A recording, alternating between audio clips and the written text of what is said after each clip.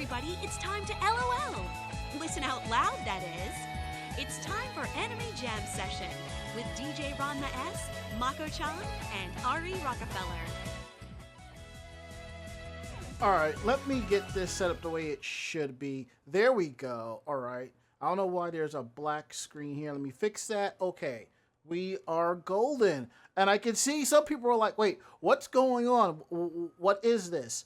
Well, this is the end result of what happens when you can't use Skype to Twitch stream anymore. Oops.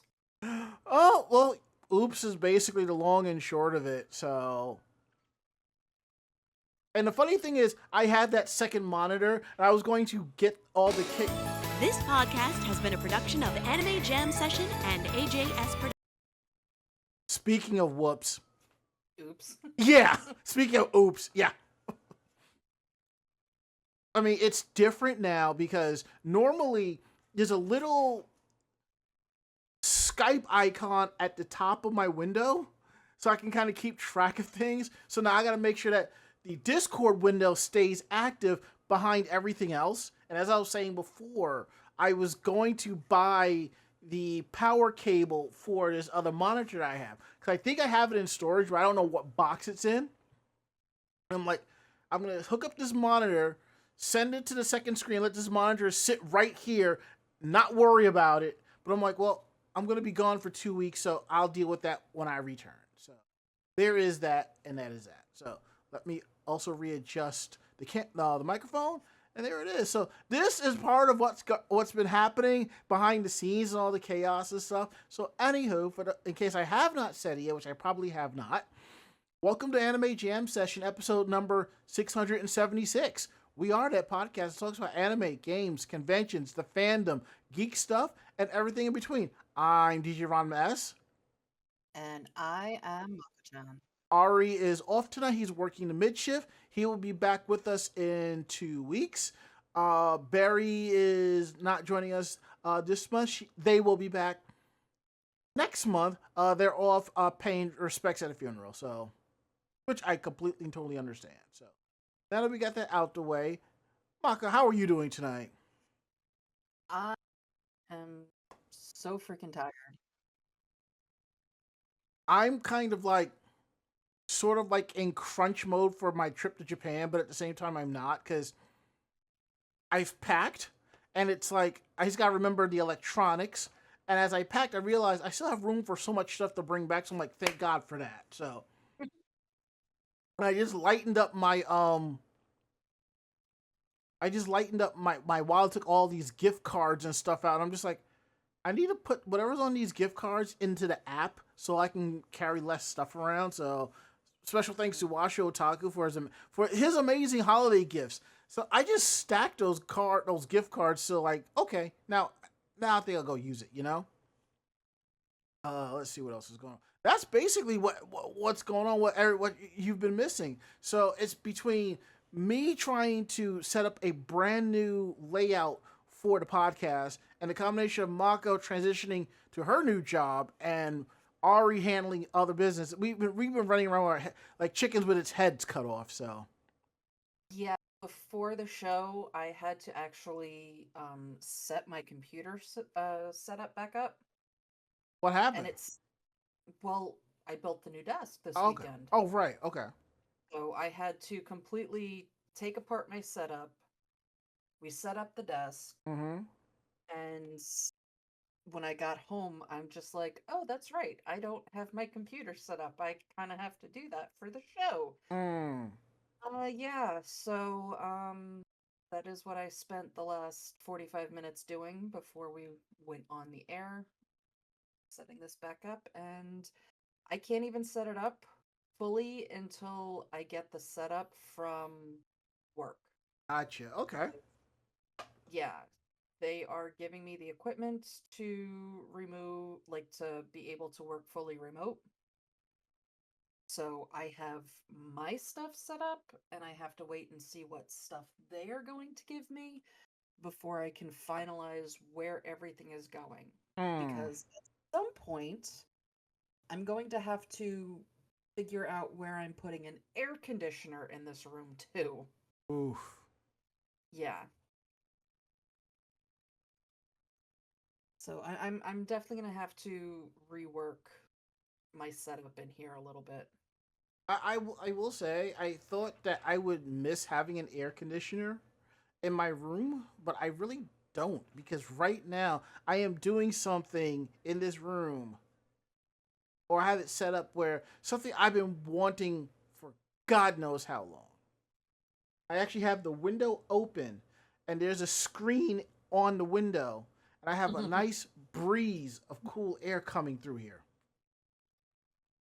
And I have one of those sort of window fans. It's not a window fan. I forget what you call it, but it sits in the window like a fan, but it's smaller and it has some type of rotator for cool air and stuff. That's not in yet. But also the fact that I'm on the second floor and I have like a nice breeze coming in and out, and the fact that I actually have the curtains up some. I sort of have like a natural wake up between 6:30 and 6:50 in the morning now. So because of that sun coming in, so it ain't so bad. So there is that. At least it took me a while to figure out I didn't need the overhead light anymore because the way I have it set up now, I think this lighting works so much better. Plus tweaking the webcam. So there is that. So anywho, there is so much in so little time. So we are live tonight, week of May 13th, right here on Twitch TV. We're here live on Tuesdays from 9 to 10:30 p.m. Eastern.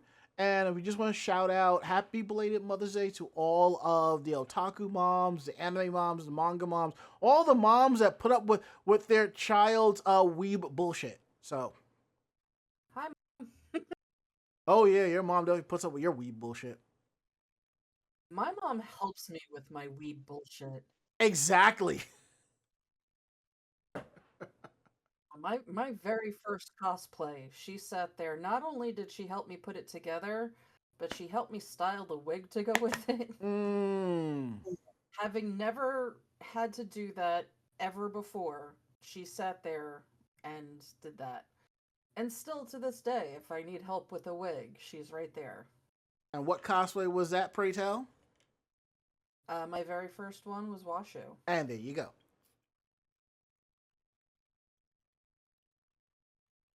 It'd be really funny if you get her to walk around as Ryoko. I have wanted to drag her to a convention for so freaking long. It's just a matter of figuring out a convention that I think she might actually enjoy. So I'm probably gonna look into some sort of Gen Con or something like that. But yes, if I can drag her to a convention, I'm having her dress up. Oh, there you go. I have enough stuff in my own closet that I can get something for her to wear.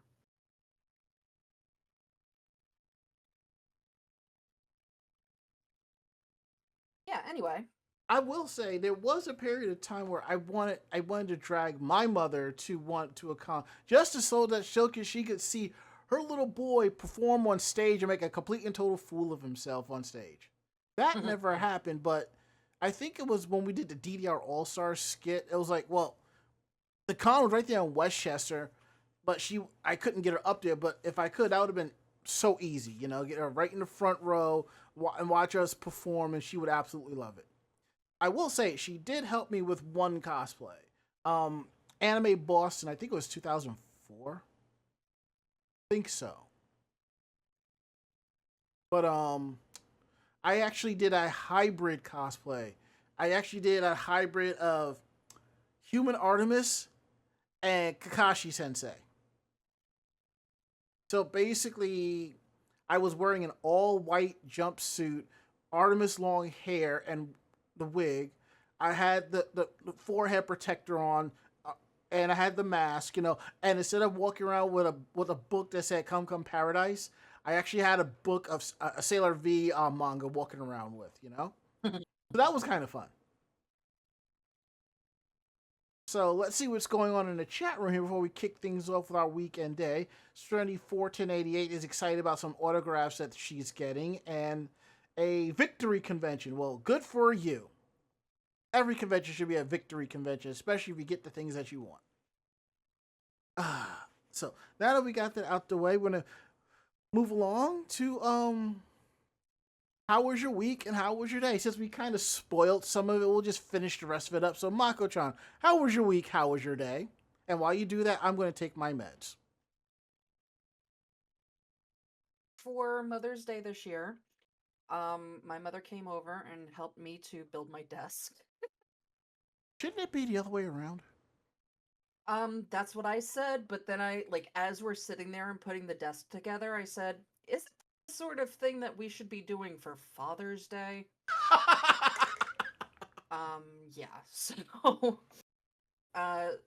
so she came over Sunday and helped me with the desk, helped me to move things around, so that I could actually get it in here. Mm-hmm. And I actually measured things correctly, so my desk actually fits in the room. Yay!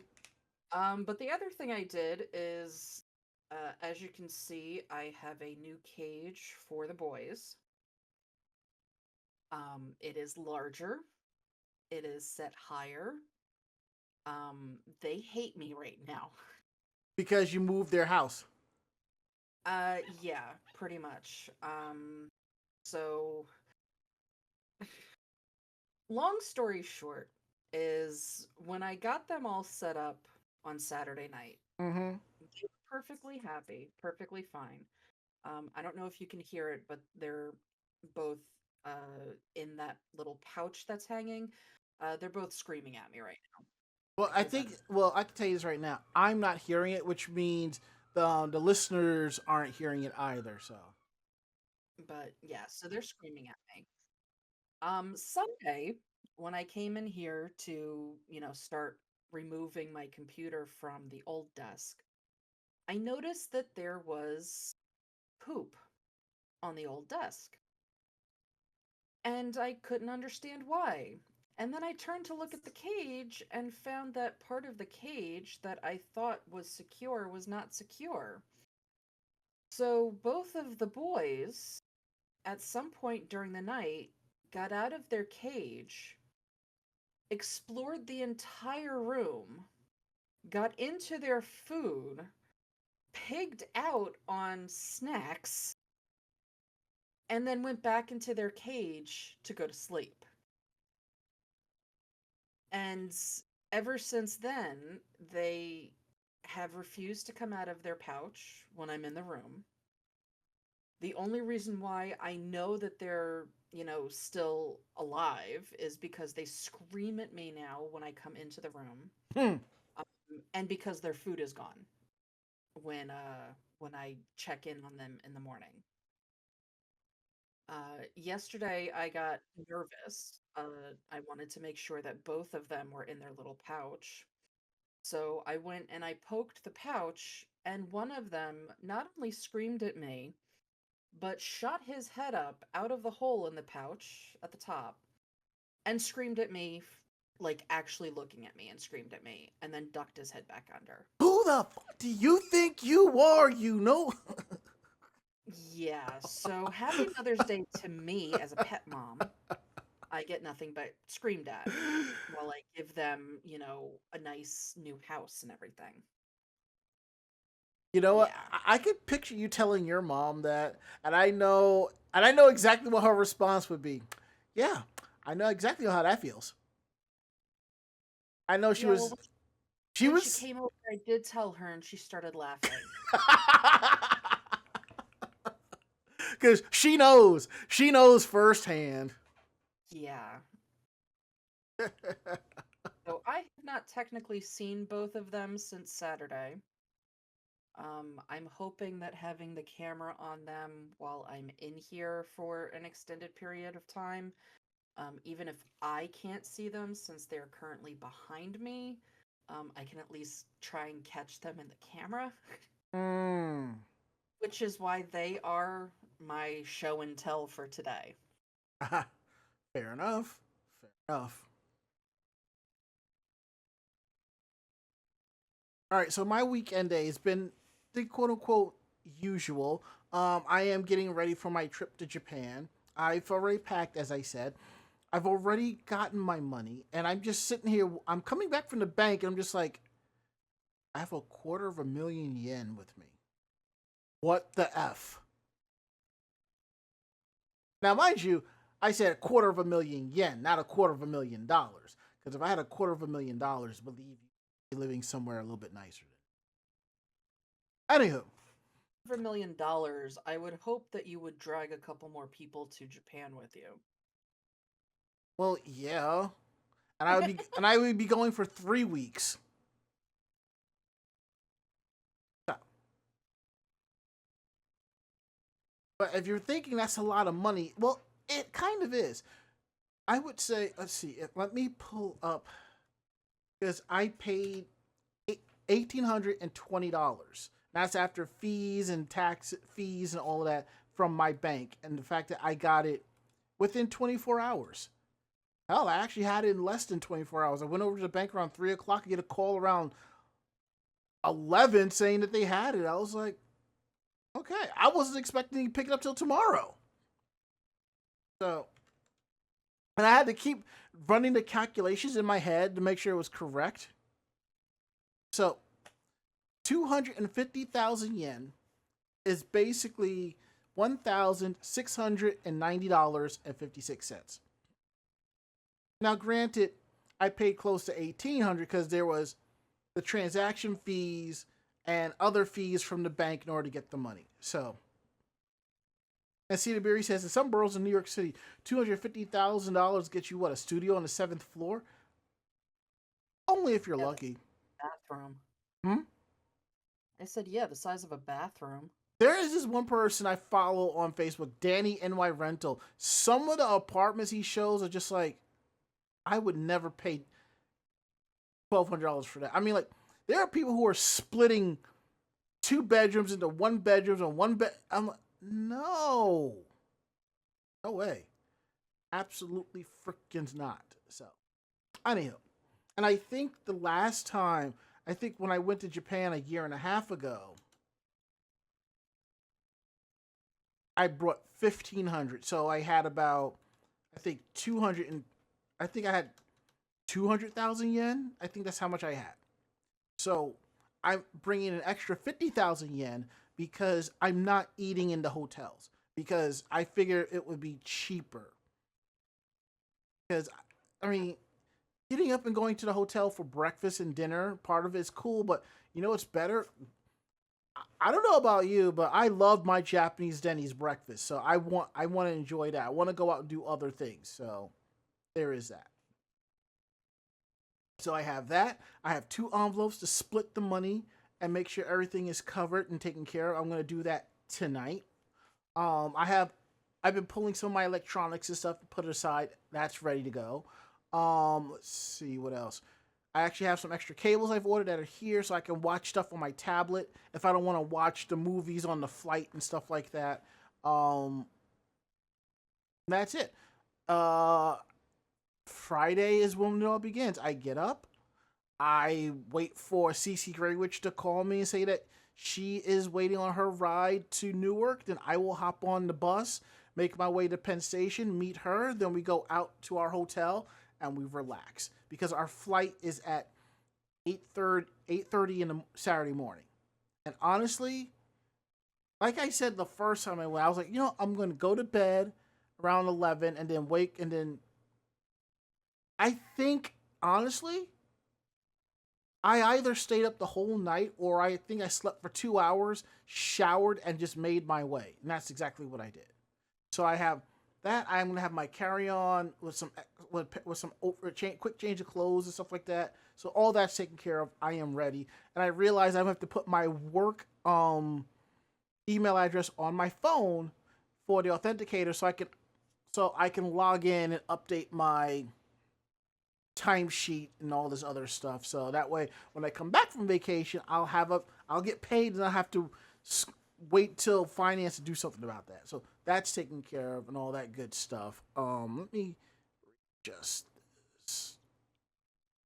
Yeah. No, is that good? No. Let me change that. All right. There we go. I have like a light bar in the front on top of the monitor that kind of helped. I had it at my old place because I didn't want to have the side lamp on for bright light. I just wanted to focus here because when the lights are off in my old place, everything is just pitch black. But now I have like this lamp on the side here, so there's all that good stuff. So now that we got that all out the way, we're gonna get into some housekeeping notes. Pull this up. Episodes of Anime Jam Session are available on our YouTube page, youtube.com/anime jam session. Episodes go up Thursdays at 12 p.m. If they're not up by 12, that means I forgot, and they will be up by no later than 10 o'clock that night. Let's see what else we have here. Fans View Friday. I don't know what Wisteria has for this week. We'll come back when we come back from our trip. Let you know. No show next Tuesday or the 27th. I believe June 3rd is a maybe. It depends on how I feel. Yeah, it depends on how I feel on that day. I also forgot to mention that you can always find us here at Twitch TV/Anime Jam Session. We're also proud to be part of the Voice of Geek Network at vognetwork.com. You can find them at not just vognetwork.com, but Twitch TV/VogNetwork. They stream on Sundays, kicking things off with the Bobby Blackwood Show at 8, followed by Orange Knowledge Radio at 9.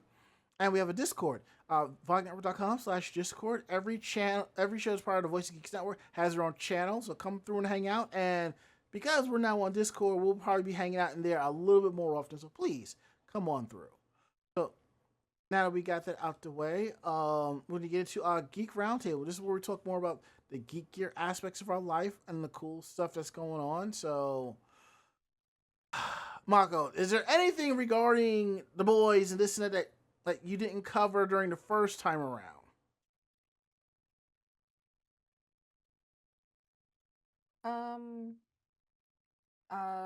No. The only thing that I could think of that has nothing related to do with any of that is I got my new phone cover. Mm.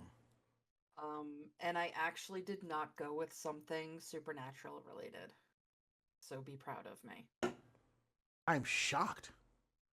Should I look up? Right? Should I look out the window and look for a flying pig?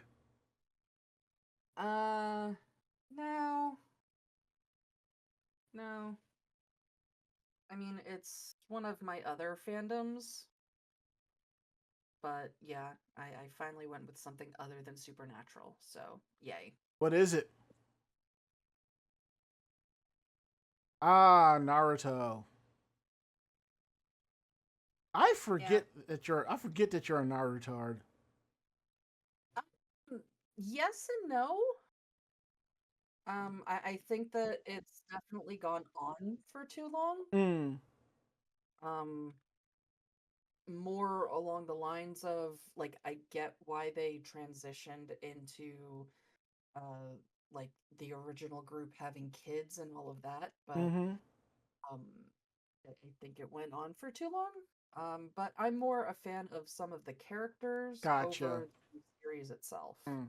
Yeah, like me, I'm a big fan of Shikamaru and Tamari, and everybody else can kick rocks, basically. All right, so let's see. For my Geek Roundtable, I finished watching the 100. I'm not sure if I mentioned this previously, but I'll say it again. I finished the 100 Girlfriends That Really, Really, Really Love You. I started on the Apothecary Diaries. I'm not liking it. I mean, it's a cool anime. I like it, but I'm not really feeling it. I'm like 3 episodes in. I'm gonna watch a couple more episodes to see if I'm going to knock out both seasons or not. So, let's see. I have started on a couple of other titles. I was going to continue with Dagashi Kashi, but season 1 is not on Crunchyroll, and I'm just like, you know what? Screw this. So I think it was on Funimation, but I don't know. That's all discombobulated. I started watching Please Take 'Em Off Takamine-san, and it's quite interesting for a lewd anime. So let's see what else is going on. I think that is it.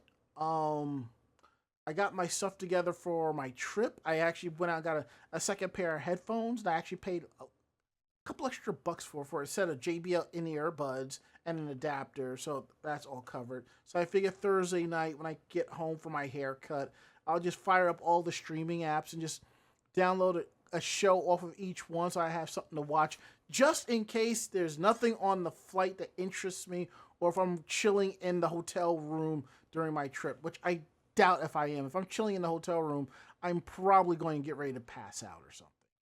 There is that. Also, I want to show this off. For those of you who are listening to the podcast, I am showing off my 8-bit dough SF30.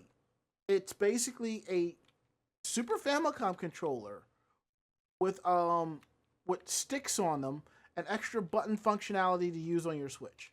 Now, I bought this controller about maybe 2-3 years ago because I liked the Super Famicom colors, which are green, blue, yellow, and red. Whereas here in the States, when we got the Super Nintendo, it was basically 4 purple-esque buttons.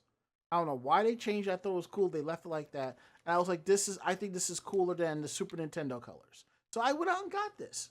Now, when I moved, I thought I had put this in the box to my new place. Now, that box is still sitting here. As I'm digging through that box looking for stuff, I couldn't find it. So it's like, oh, it's in storage. I'll go to my storage locker and get it. Problem. I don't remember which box it's in, if it would be, and if it is, it's not labeled. So I said, you know what? I will go online and I will buy another controller. I'll have 2. I went looking online. Yeah. I did not realize that this controller style was a limited edition run and it's no longer being made. And you can find this anywhere between $100 and $400 on anywhere between Amazon and eBay. So I'm like, you know what? Let me check AliExpress. I found it for $50 on AliExpress. Come to find out, it's a scam. Because I'm thinking like they had some in their warehouse in China and it's going to come on a slow boat and I'm going to get it. No. I will place the order, probably within 24 hours to get a confirmation ship and follow the tracking number. Come to find out it's not my item. It was like something totally different. Thankfully, I got a refund on that. So I don't have to worry about that anymore. I have this controller, which I'm probably going to take with me. I'm probably going to put some stick locks on here. And if those of you are wondering what are stick locks, these are stick locks. The little pieces of, I forget what they call this on LTT, but just put it on the sticks and then make sure it stays secure when you travel. And I tell you this, that's a lot better than having a case to drop it in. So there is that. So that's basically my Geek Roundtable. So now we're going to kick things off with some Dragon Ball news. And I know that's Mako's wheelbarrow. So take it away. Yeah. Oh, come on. Click into it. Okay, so we've got a little bit of news. The first is that Dragon Ball broke a massive worldwide record. Ching. Yeah, so Bandai Namco Entertainment released its financial report for the full fiscal year of 2025. Mm-hmm. Which for them is from April 1st of 2024 to March 31st of 2025.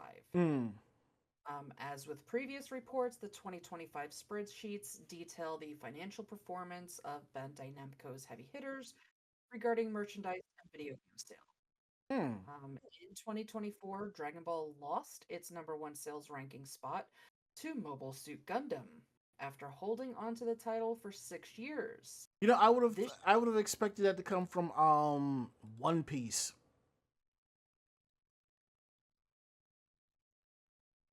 One Piece games are on Bandai Namco? Yeah, I believe so. Yeah. Well, anyway, Dragon Ball reclaimed its crown thanks to high-profile releases such as Dragon Ball Daima and the long-awaited release of Dragon Ball Sparkling Zero, all of which were further elevated by the brief return of Dragon Ball Super in February. Nice.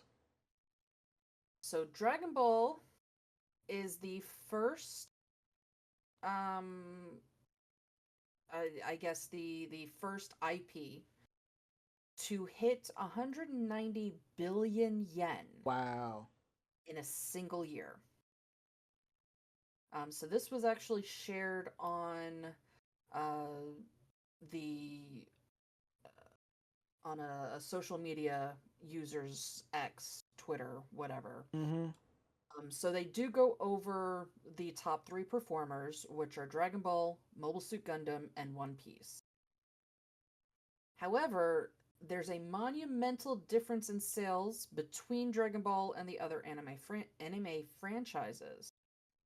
Dragon Ball achieved 190.6 billion yen in Woo! 2025, and it's the first time an IP has ever achieved such a sales feat in a single year. Meanwhile, Gundam, which comes in at second, which recently launched its latest anime series of Gundam GQX. I have no idea how they are actually pronouncing that, but it's GQ, 6 U's and an X. Mm. And that earned 153.5 billion yen. One Piece ended up earning 139.5 billion yen. So you're looking at 38, 37 billion yen difference between Dragon Ball and Gundam. But yeah, so regardless of the sales position, 2025 was the highest single year ever for Dragon Ball, Gundam, and One Piece. And the revenue for all three anime franchises was at its peak, with the difference again between Dragon Ball and Gundam being 37 billion yen. Additionally, both Dragon Ball and Gundam surpassed 150 billion yen in a single year, which again is pretty damn good for, what they are looking at. They are looking to potentially achieve 200 billion yen in 2026, but that may be an issue with, tariffs and all of that stuff. Mix. So yeah. But they are looking for things to go stronger with One Piece, especially since, they are coming to, quote unquote, the end of the final arc and all of that in the manga. And you have the second season of the live action One Piece for Netflix also coming within this next fiscal period. You also have, on the other end, a bunch of Dragon Ball stuff, movies, specials. You've got Dragon Ball Daima. You've got Dragon Ball Super manga. And you've got the continuing, series and all of that. So Bandai Namco is doing pretty damn well for itself.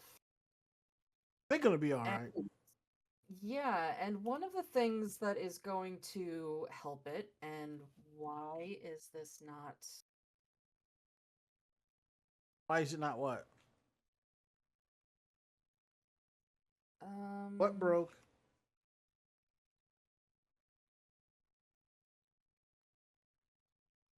Broke. I was trying to go on to the next thing, and it's not loading, so I don't know if it's a break in the link or not, but I know exactly what it was about, so I don't have to worry about it. And That's I even hope like better. hell.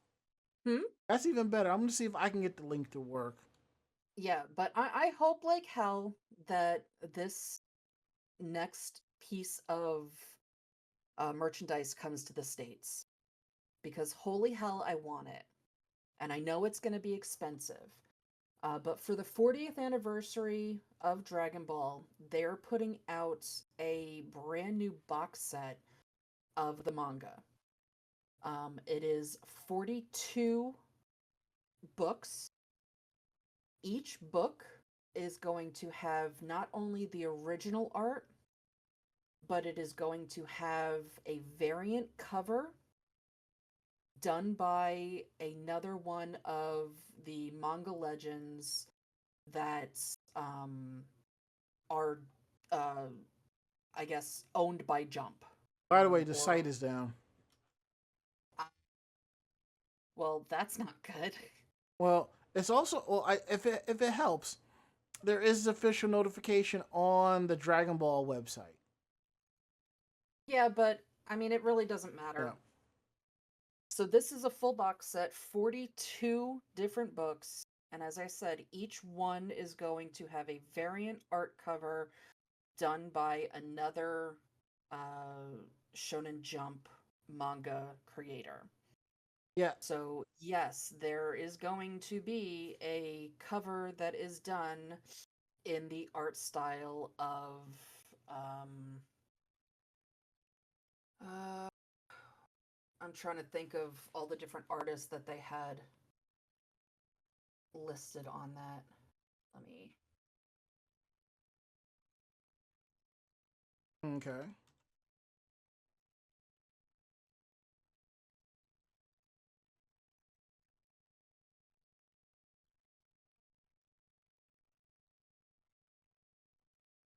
Okay. So, yeah, so each volume is going to have two covers. The original done by Akira Toriyama, and Mm-hmm. the other one will be done by another Jump artist.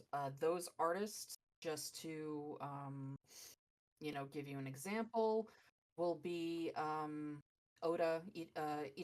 Oda, Yeah, that's from volume 42. yeah, and just basically everybody that has done something for Jump in the last, 5 to 10 years. They're all gonna be part of this.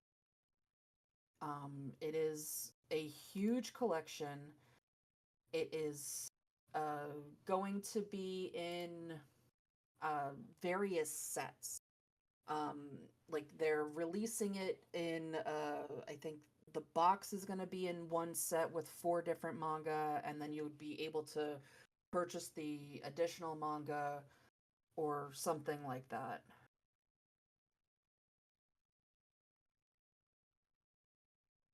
That's really cool. I mean, I hope they'll have them they should be available individually because I know there are a couple of books I want to pick up just for the artists. Like Volume 5 is Yoshihiro Togashi, the man behind Yu Yu Hakusho and Hunter x Hunter. I definitely want to pick that book up. Mm-hmm. Or Book 27, which is Tide Kubo, the mangaka of Bleach. Yeah, Or so Book 33, Hirohiko Araki, JoJo's Bizarre Adventure. unfortunately, right now, this is looking like it is going to be strictly Japan. They have not mentioned anything about it coming to the States. Mm-hmm. So we can hope that they will bring it over to the States. But unfortunately, right now, it's not looking like it. Well, at least there's Otaku Mode and a couple other sites where you can import it, so there is that. Yeah, I mean that would be nice, but as a collector, Yeah, I would like a the set the that whole would set. be to read. Ah, I see what you did there.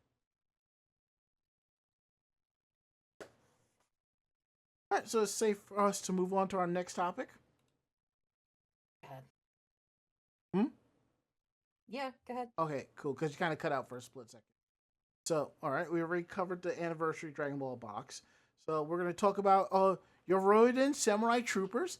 For those of you who don't know the title, you might know it better by its English name, Ronin Warriors. it seems that there's going to be a screening event in June for Yorodin Samurai Troopers. According to the official website for the series, it has announced that there will be a screening event at the Shinjuku Piccadilly Theater in Tokyo on June 11th of this year. The original TV series, Yoroiden Samurai Trooper, aired for 39 episodes from April 1988 to March of 1989, followed by 3 OVA series from 1990 to 1991. And there was a box set that came out in December of 2018. Blu-ray 30th anniversary. So what's going to happen is they're going to screen 3 selected episodes from the TV series.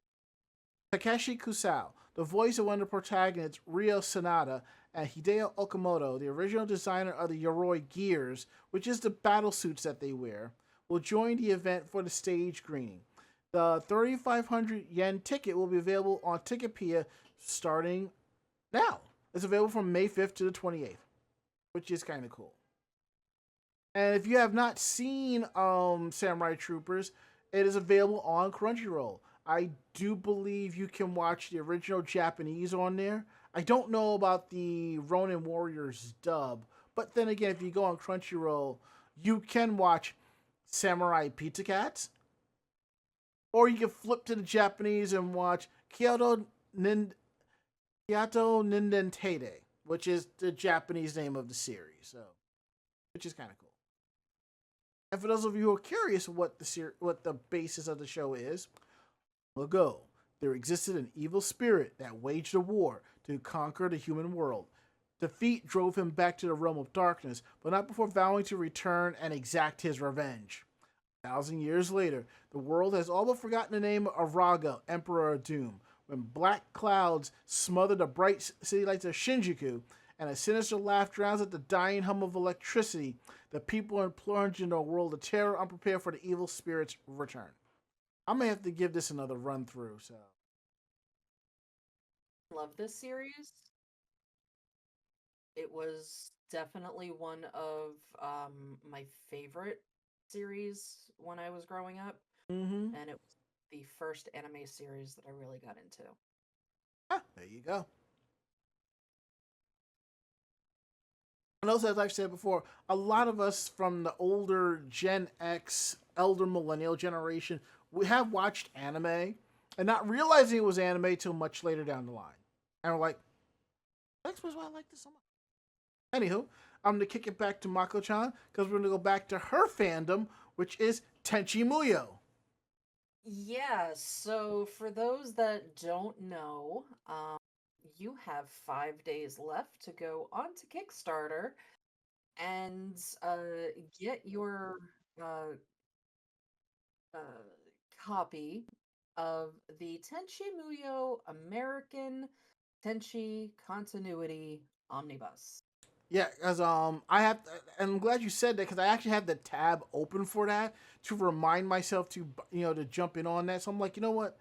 I'll jump on this when I get paid next. I happen to look at the tag. I'm like, oh, I have until the end of the week.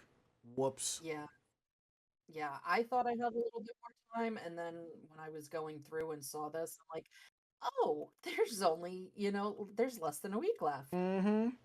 Yeah, so for those that may have wanted to wait until, you knew that the Kickstarter was going to get its money, don't wait. The Kickstarter is at 125,000 of Mm-hmm. a $50,000 goal. You've got 5 days left as of today, Tuesday, May 13th.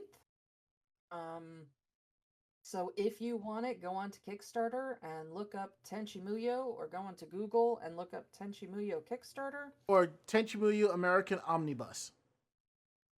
Yes, so this is what this is the 6 comics that were translated for the American Tenchi Muyo comic collection.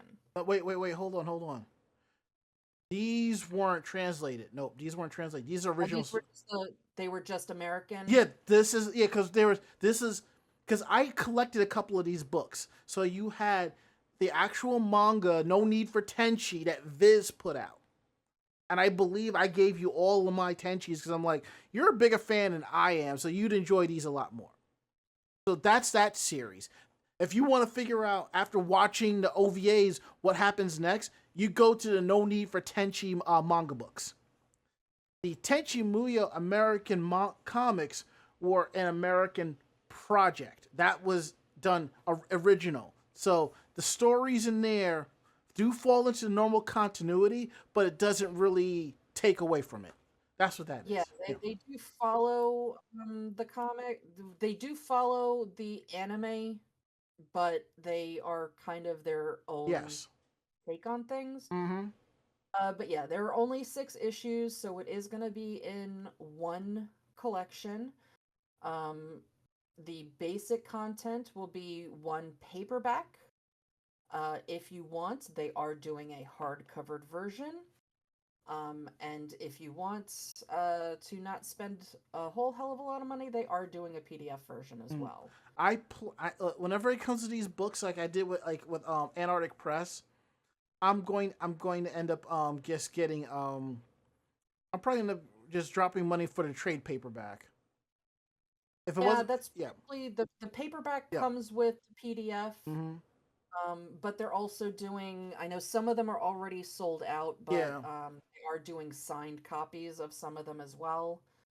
Um, yeah. they, Yeah, the signed trade paperbacks are still available.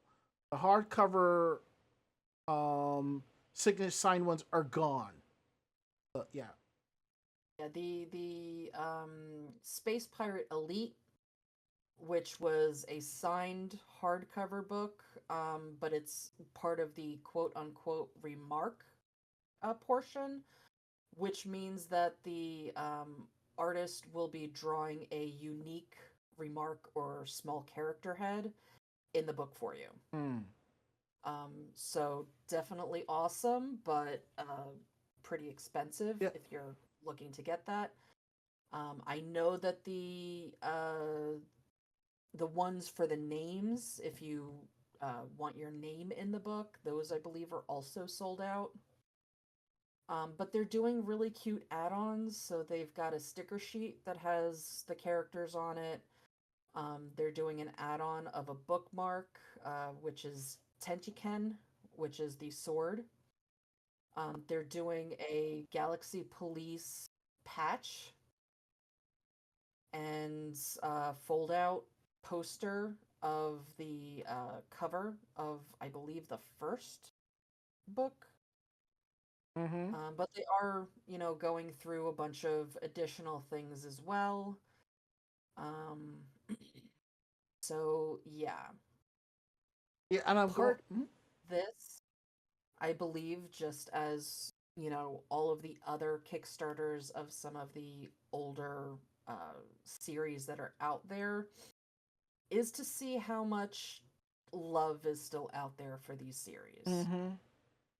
Um, so yeah, if you want to show your support, this is being officially, officially done. Um, so yeah, it's right there for you. I have to remember to go on there and order my own. But if you are a fan of Tenchi Muyo, go ahead and grab this because it's freaking Tenchi. Yes, and in one of the paragraphs here says new video games, new comics, new Tenchi anime. All of these things are future possibilities if this Kickstarter campaign is successful enough. There was a game for the Super Famicom called Tenchi Muyo Game Hen, which is Tenchi Muyo the game. It's a strategy game. It plays like tactics. That was a friend of mine. He played through that like in a couple of weeks. New Tenchi anime. I'm not feeling a new Tenchi anime. Not after they retcon Achika. I'm like, no, they had no business doing that. No, I think if they did a new anime, it would be fine. They need to stop continuing on to the Mm. OVA of the Ryo Oki Tenchi Muyo. That needs to stop. because it's just gone. It's just as much. I think I watched one of the OVAs. I'm just like, what the hell is this? Because honestly, I want to sit down and rewatch Tenchi Muyo, but because of licensing issues, it's not on Crunchyroll just yet. So that's going to take a little bit of time. Find my copies and let you borrow them. They're probably in your closet. I think they're in the garage, so I hope they're not melted. Ooh. Yeah. Ooh. Yeah. I think one weekend I need to come out there and help you find them. Yeah, I need to bring all of the DVDs and stuff like that inside. Mm-hmm. But yeah, they have gone so far off the rails for Ryo Oki, it's not even funny. Yeah. You know, I can understand, you know, the first one was great. The second one, you know, kind of added on to that, but then they started getting into like really weird crap, and it's like, how many new characters are you going to introduce that, you know, oh, everybody knows, but you just introduced them and it's 5 years after the beginning of the series. No, but here's my thing. We have Tenchi Muyo Ryoki, the first telling of Tenchi Muyo, Ryoko, Washi, the whole story. Cool.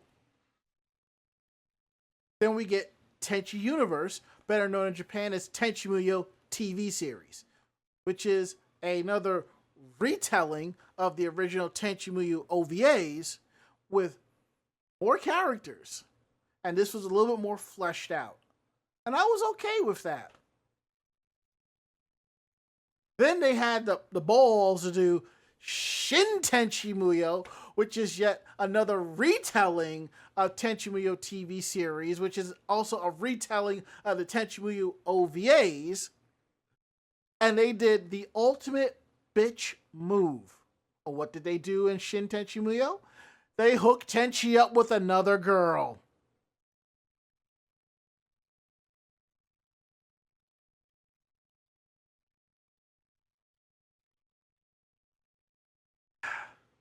Yeah. And then they decided to go back and be like, you know what? Let's continue the original story. And you just broke all of it. Yeah, there are some times when you need to stop Yeah. creating. I will say, the Tenchi movies, I love the first and third movies. Those will always be my favorites. But I like the fact that it didn't matter what order you watch the movies or the TV series in, because they were kind of independent of each other, but yet it still made sense how you watch them, you know? But I Yeah. think in Tenchi Forever, I think Tenchi and Ryoko actually got together. I think. Um, I believe if you look at the various timelines, um, Tenchi has kids with Ryoko, Mm-hmm. Yaeka. Um, And also his new fiance in the Ryo-Oki universe. yeah, yeah, that's a little weird. And then on top of that, you have the sequel series that they did, um, where they're all in a school, those 5-minute episodes Oh, that they did. I Tenchi Muyo. Yeah.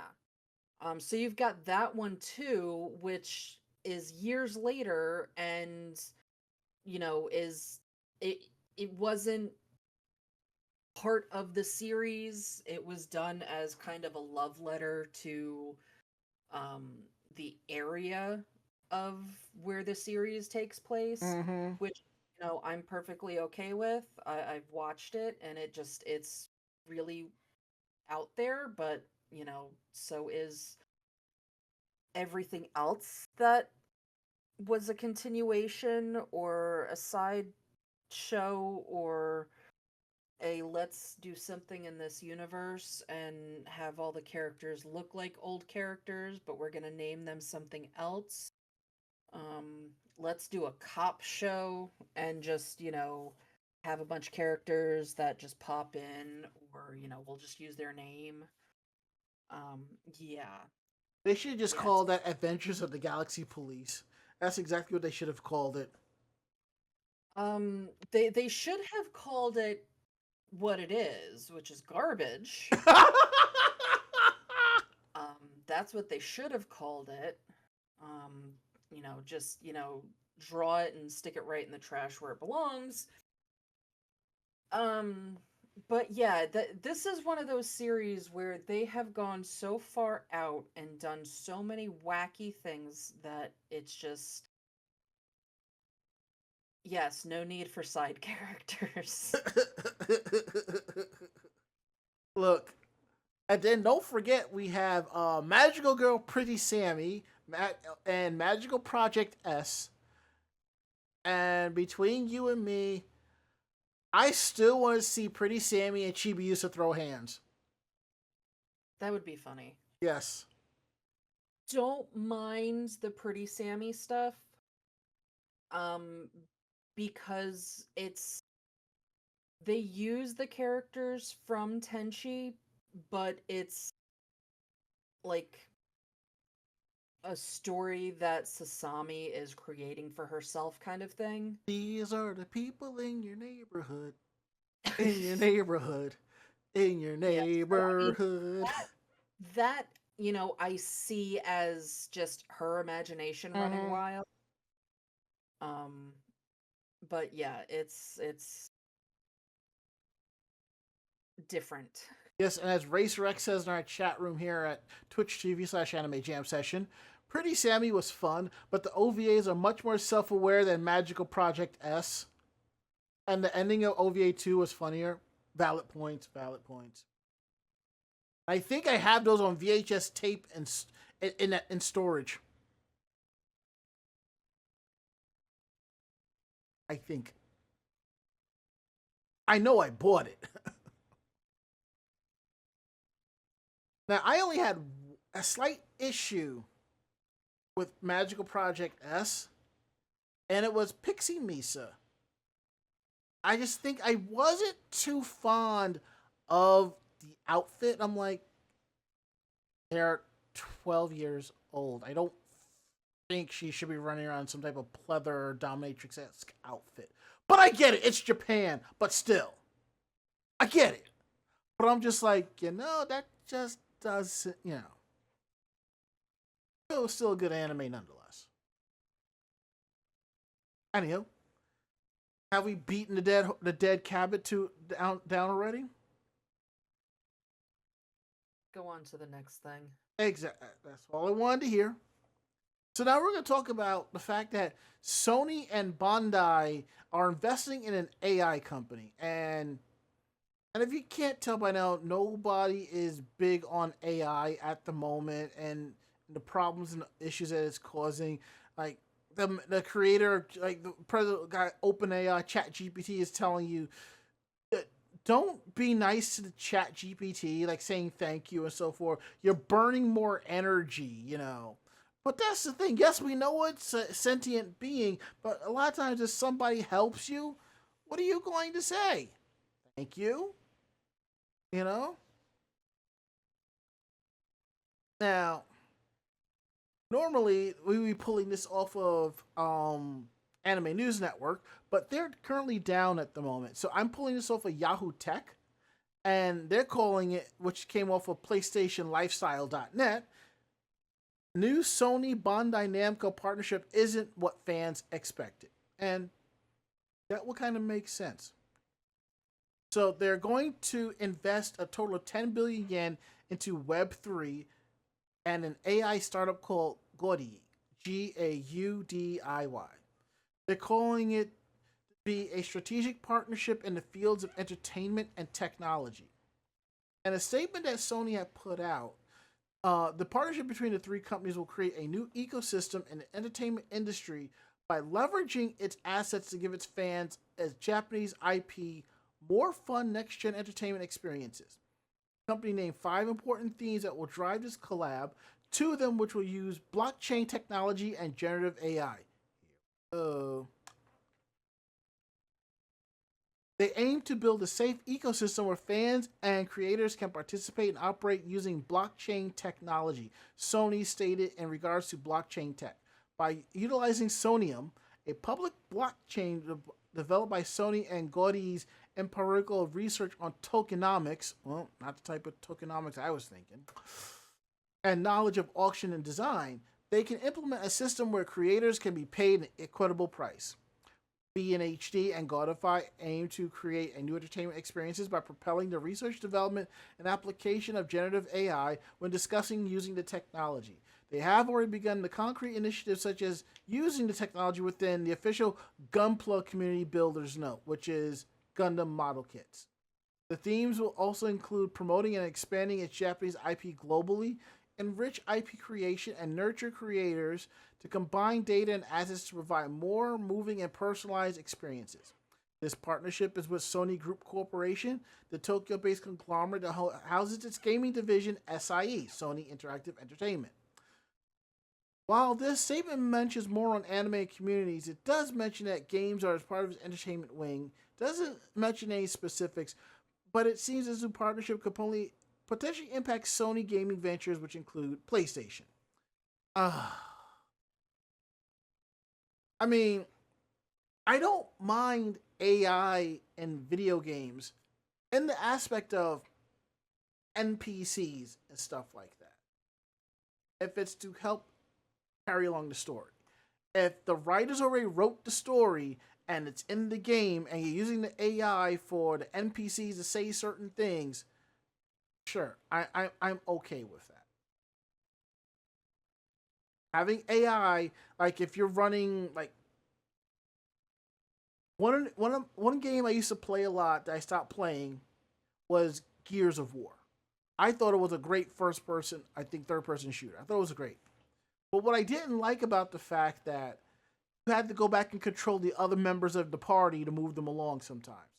The same could be said about Kingdom Hearts when dealing with Donald and Goofy. If you can get the if you can have AI to control those minor characters while you're going through the game, telling it to do certain things, I'm perfectly okay with that. Mm-hmm. And Cedar says, you know what Gen AI companies should champion invest in? Green energy. Seems legit.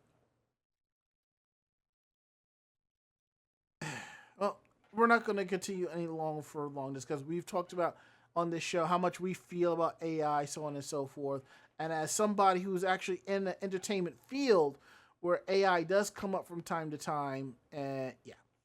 So we'll do one more AI article, then we're gonna kind of bring it back, and Mako's gonna tell us about evidently these voices, according to Japan, are illegal.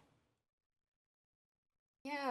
So the Japanese government have decided that it's probably going to be illegal. Hmm.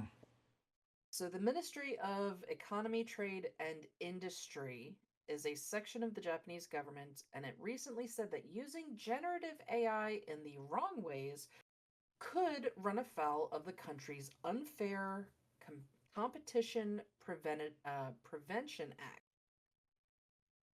Namely, they pointed out how using generative AI to copy a voice actor's voice without the actor's permission would probably break the law. I don't know why they're saying probably. If you are copying somebody's voice without permission, you are taking something from them. That should just be breaking the law. That should not be probably. Breaking the law. As examples to illustrate what they were talking about, they mentioned using a person's voice for an alarm clock or for a music video. It says things should be looked at on a case-by-case basis. The Unfair Competition Prevention Act expressly forbids the act of creating confusion with another person's goods or business by using an indication of goods or business. In other words, using voice actors' voices without their okay could confuse people into thinking that the voice actor was personally involved in something. It could also possibly hurt a person's career. According to Japanese law, people who break the Unfair Competition Preventative Act might be looking at prison time or a fine or even both. Mm. People can get as many as 5 years behind bars or have to pay as much as 5 million yen, which is about $34,000. Um, so obviously voice actors have been responding to the generative AI. Um, they have some of them set like Masako Nozawa, who is Goku in Dragon Ball Z, and Banjo Ginja from Police Inspector Tawashi in Astro Boy, inked a deal where their voices could be used in AI under certain conditions, like for robots or virtual assistants. Other actors have been concerned about the whole thing and what could happen to their livelihood. So actors like Ryusei Nakao, who is Frieza in Dragon Ball Z, Koichi Yamadera, who is Spike Spiegel in Cowboy Bebop, and Romy Park, who is Edward Elric Mm. in Full Metal Alchemist, and so many others created their own group called No More Muden Sensi AI, or translated to No More Unauthorized Generative AI. Didn't we Uh, cover that story a yeah, while back? Thought so. yeah, And as yeah, we've said before, and I know I've said this, AI should be used to assist, to help, not really to create and move forward with. Like, let's say you're an artist, and with a lot of artists, you suck at drawing hands and you need an idea. Yes, I can see you going to OpenAI to have it draw hands. And I can see you doing 4 to 5 different design styles of the hand until you get an idea on how you should do it. You know? I mean, I use generative AI, ChatGPT at work if I'm responding to an email and I don't want to come off as loud or belligerent. So I will sit there and I'll spit it out and it'll give me an answer. And I will take that and I will rewrite that in my style of how I would type it out.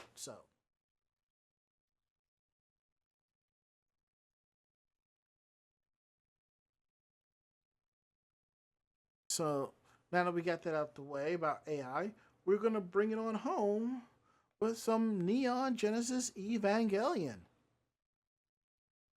And Evangelion scent for your home. Just what yeah. I need. A candle I, that. Hmm?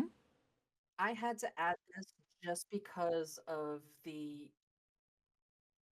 crazy price that these candles are. Mm-hmm. I had to add that in there. It's just the price for how much candle you get is absolutely ridiculous. But then again, would you want the scent of failure in your house? Uh, What I now? don't know.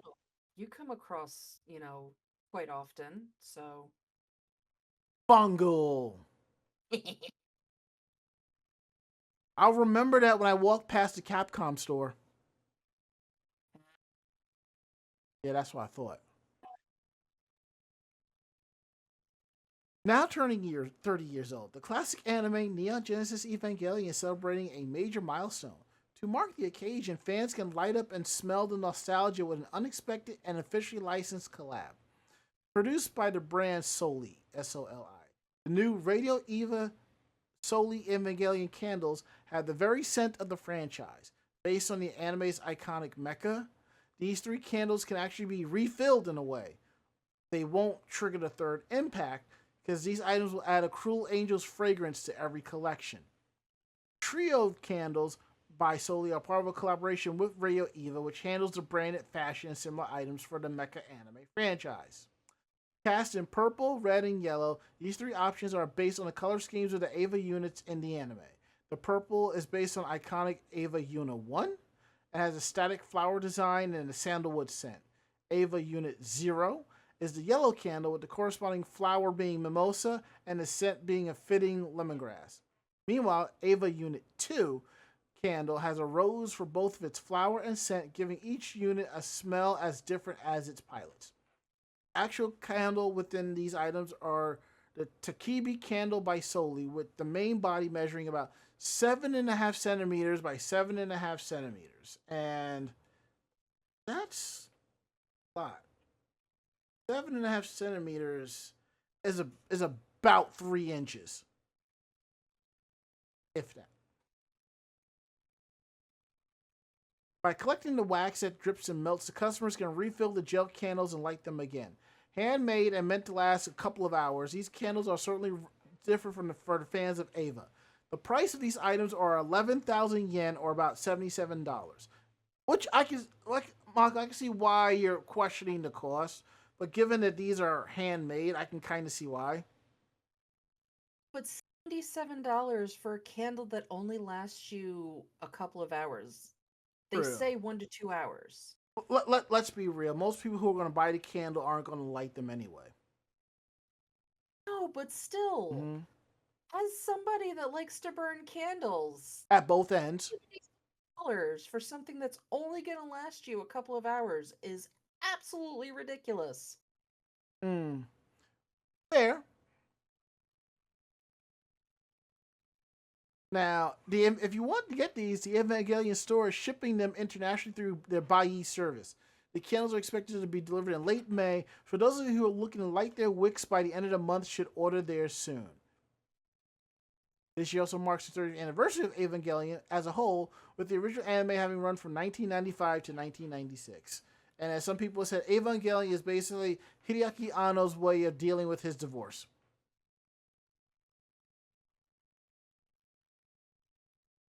Anywho, and I see the Beery says, merchandising. Yogurt would be proud. Yes, he would.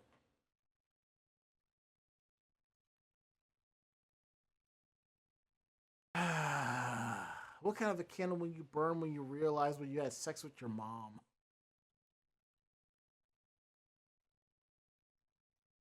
Ew. Well, before we get into Meanwhile in Japan, there was an image floating around. I don't know if I can find it because it was posted a couple of weeks ago. It was basically the plot point of Neon Genesis Evangelion. And it was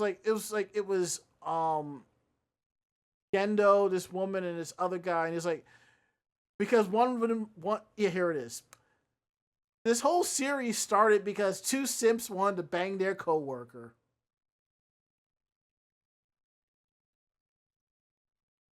And here we are. Gotta love that. And by love, I mean hate. Anywho, we're at the part of the show where, that you really stick around for. Meanwhile, in Japan. All right, Mako-chan, which one would you like to take? It doesn't really matter to me. Okay. I'll take the last story. Then I'm gonna take the second one. Why did I have this odd feeling you would? And I will say this right now. If you see these, I want one. Oh, God. Oh, my God. So I have to say this, even though it's a given. You perv. These are freaking hilarious. Oh, God. But yeah, so we all know that capsule toys can be a little ridiculous. Just a little. We also know that Japan has an obsession with tanuki, and tanuki having huge testicles. So in this, the Tokyo-based capsule toy maker Harlan International has made some very Japanese products. So they make tiny ninja figures, They do, little plushies. But this newest one is a capsule toy, which is themed uh, Momi Momi Tanuki, Ugh. which is a bit of a word play, but the gist is they're squeezable tanuki testicles. All right, I'm going to see if I can place this on the stream because I think I think the fans have. Yeah, so momi momi comes from the Japanese word momu, meaning to rub, squeeze, or massage. Tanukin is a mashup of tanuki, which is raccoon dogs, and kintama, which means testicles.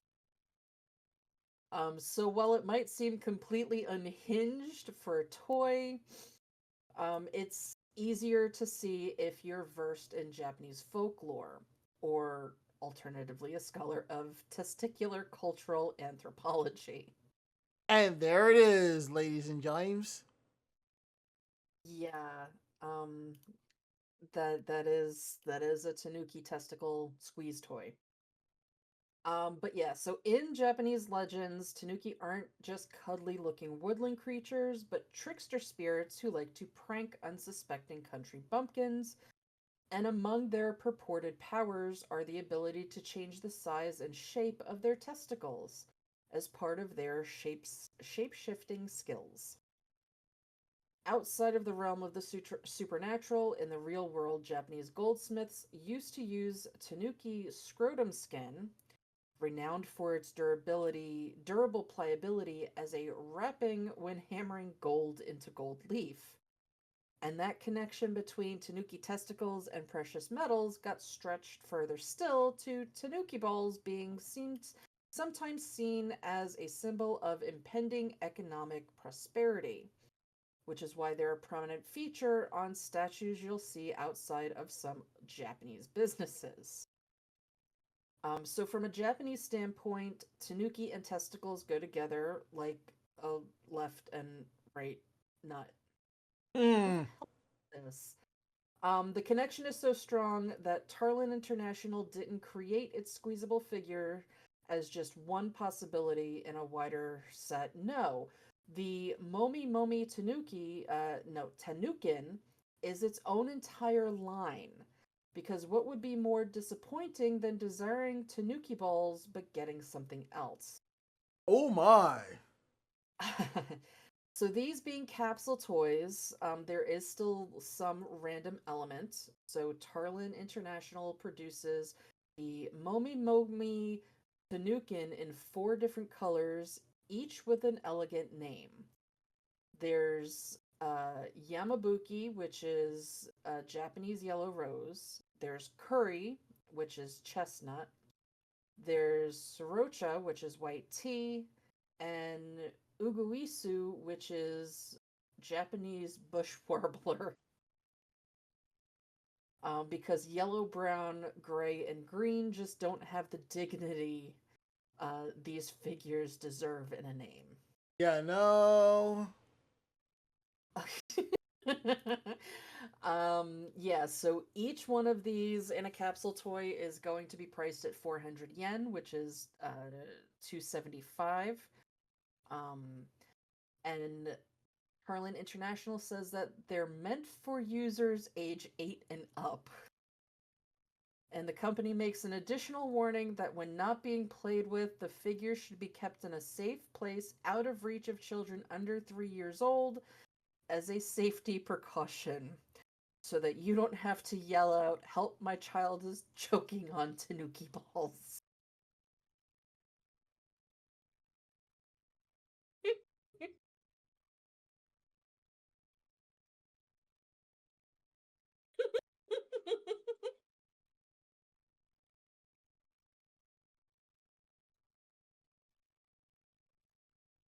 And yes, if you find these when you are in Japan, I freaking want one.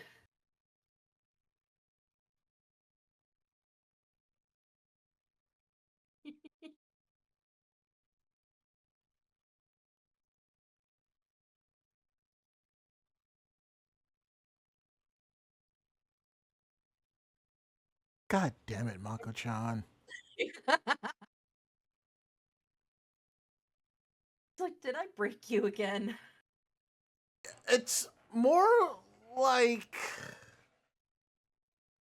break, squeeze, pull slowly apart. That sounds painful. Yes, yes, it is.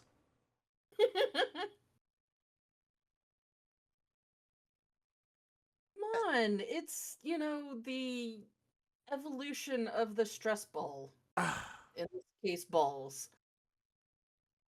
I would kind of think that what next article will be kind of akin to that. I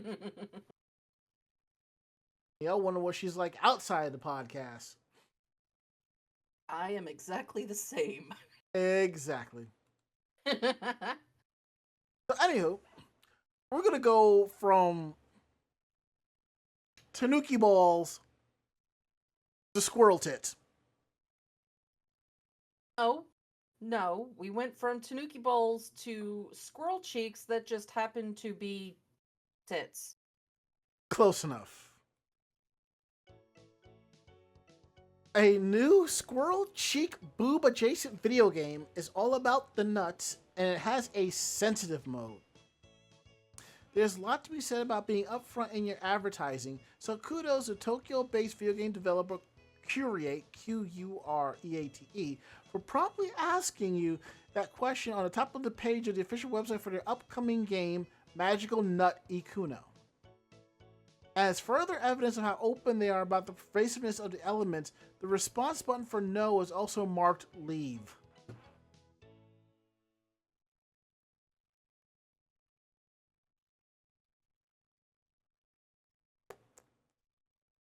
My God. Anywho, despite that forthrightness, though, Magical Nut Ikuno's costume design is actually pretty tame by anime style standards. It's especially chaste in terms of upper body coverage, while the heroine's magical girl outfit is showing absolutely no cleavage whatsoever.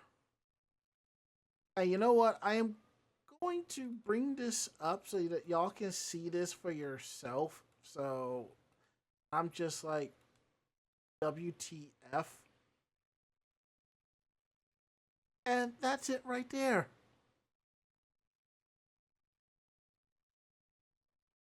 And there it is. And there's the outfit. Uh,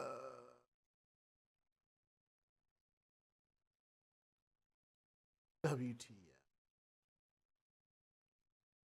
And as you can see, there is a huge boob window cutaway in the girl's top. But as you look at it, The best part is they grow. oh boy,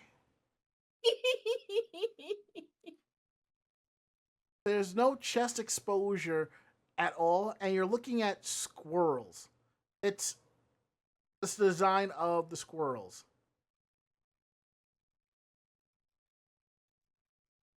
And here are your two main heroines, Ikuno and Anami. They meet a couple of squirrel-like fairies named Sen and Rizu. And at some point, the girls fall on top of the critters, causing them to be fused to their shirts. And it seems that Sen and Rizu are beings called Christnut spirits, who've come to our world to thwart the ambitions of the evil Empress Hamster.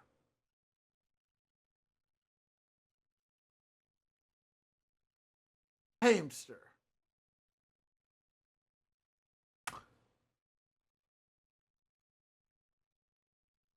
Together, the four of them must gather the crease nuts and that have been scattered around their town, keeping the sources of magical energy out of the hands of the hamster's minions.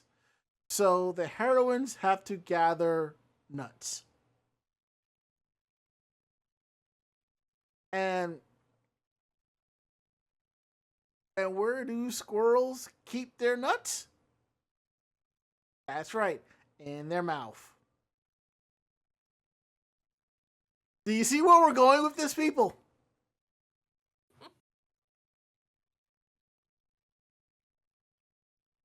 In terms of active gameplay, Magical Nut Ikuno looks to be a Pac-Man-like maze game with traps and enemies to avoid and power-ups such as health replenishing nut soda and an invincible granting hamster wheel. In addition to the avatar that you control, there's also an additional animated deception of the character you're playing as taking up a pretty large amount of real estate on the right side of your screen. Though it is doubtful that the intended audience will be complaining too much about the clutter user interface. If only the people of Waifu Hell saw this. And while it may be tempting to crack jokes and such about how the goal isn't to go for the high score, but go for the big boobs, on the game's official website, Create, and let me bring this so you can see the actual map, reminds us that don't get it mixed up. Their chests aren't getting bigger. Their cheeks are just puffing up. Right. Sure. As further tongue-in-cheek concessions to modesty, the game contains a sensitive mode where players can toggle on or off to add a beam of light to censor bar to certain illustrations, which Create explaining the options inclusion would be, this would help avoid social media account bans. Maybe. All of this makes Magical Nut Ikuno the biggest development in the field of cheeky boob-related fashion since the optical illusion t-shirts. The game, which includes English language options, is scheduled to be released week, May 22nd, on Switch and Steam. Pre-orders are now available with a 10% discount for the Switch version.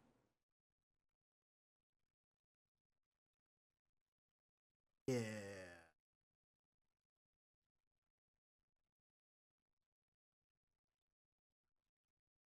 Yeah. Now I feel like wanting to go through Conker's Bad Fur Day. Pollinate the flower much?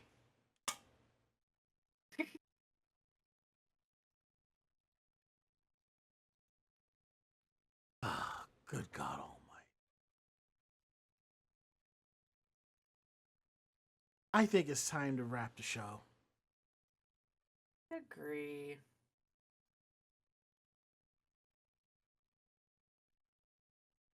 I'd complain more, but then I realized I'll be in the land of the rising sun in a few days anyway. Yeah, you can complain directly to them. So anywho, if you like tonight's show, tell a friend. They in turn will tell another friend, and so on and so forth. We're independent bloggers, independent podcasters. So what we like and don't like, we're telling you straight up. If you have any questions about the show, please drop us a line at podcast@animejamsession.com. Again, that is podcast@animejamsession.com. We're here to believe you. Check out, if you like the show and you want to check out other episodes, subscribe to the podcast. You can find us on Anchor FM, iHeartRadio, Spotify, Apple Podcasts, or wherever podcasts are available. And what's cool is some of these apps you can download the show from have an option for reviews and comments. So please, we want to hear a review from you. We want to comment. We want to know what you think if you don't want to drop an email. So, and Ari, yeah, what I did, the Discord call, I just rang everybody. So, but there is an option to unring somebody. So don't worry about that. So anyhow, now if you've gone through that, check out our website at animejamsession.com, where you will find not just our weekly podcast, you will find cosplay tips and tricks, cosplay interviews. You'll also find anime reviews, editorials, links to our YouTube page of convention coverage, links to our Facebook page of convention and cosplay coverage, all that and a lot more at animejamsession.com. And follow us on our social media pages. It's Anime Jam Session on YouTube, Twitter, Facebook, and Blue Sky. And to everybody that follows us on our socials, thank you so much. We couldn't do this show without you. So we really appreciate the little stuff. And if you're still with us, how about the tip jar? Our tip jars are 3 links down below to our Stream Elements, our Streamlabs, and our Ko-Fi. If you want to send us straight cash, we really appreciate that. You can also give us bits, which is really appreciative. You can also sub to the channel and give out gift subs. All the money that's coming off the site, we just keep We keep the site going, the hardware, and all that support. So every little bit counts. Thank you so much. So now we're going to go around the room. Last word, Mako-chan. I have to paint some shelves that are going to be going up in my office so that I will have a place for all of my Legos. Sweet. My last words, editing and getting stuff together. Well, that is it. End of list. We will be back in about 2 to 3 weeks. I will come back and tell you all about my adventures in Japan and other cool stuff. So, we're going to get up on out of here. So, I'm Ranma. And I am Mako-chan. Great fight, great night. See you next week. Good night. Say goodnight, Mako-chan. Good night, Mako-chan. Perfect. Awesome. We're out of here. See you all next week.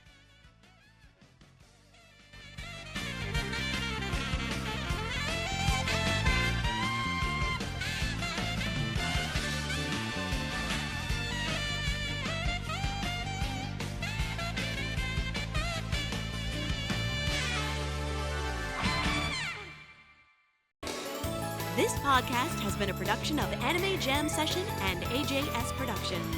No fanboys and fangirls were hurt, maimed, shot, electrocuted, or pistol whipped in this episode. For now.